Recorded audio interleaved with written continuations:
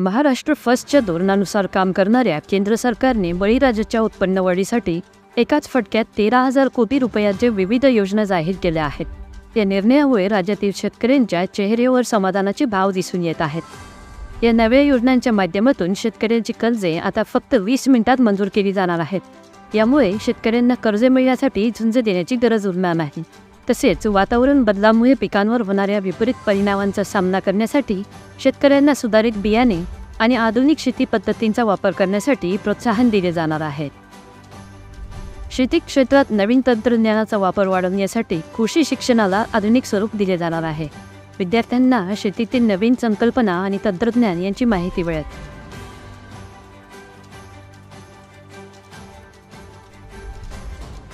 यामुळे भविष्यात अधिकाधिक तरुण शेतकरी या क्षेत्रात येण्यास प्रोत्साहन मिळेल। शेतकऱ्यांचे उत्पन्न वाढवण्यासाठी भाजीपाला, फळबागा आणि पशुपालन या क्षेत्रांना प्राधान्य दिले जाणार आहे। यासाठी शेतकऱ्यांना आवश्यक ती सर्व सुविधा उपलब्ध करून दिली जाईल। याआधीच महायुती सरकारने कृषी पंपांना मोफत वीज देण्याची घोषणा केली होती। केंद्र आणि राज्य सरकारच्या या संयुक्त प्रयत्नांमुळे राज्यातील शेती क्षेत्रात मोठा बदल होणार आहे। महायुती सरकारचा मुख्य उद्देश बळीराजाचे जीवन सुखकर आणि समृद्ध करणे हाच आहे। केंद्र सरकारच्या या नवीन योजनांमुळे राज्यातील शेतकरी आर्थिकदृष्ट्या सक्षम होणार आहेत। तसेच शेती क्षेत्रात नवीन तंत्रज्ञानाचा वापर वाढवून उत्पादन वाढेल।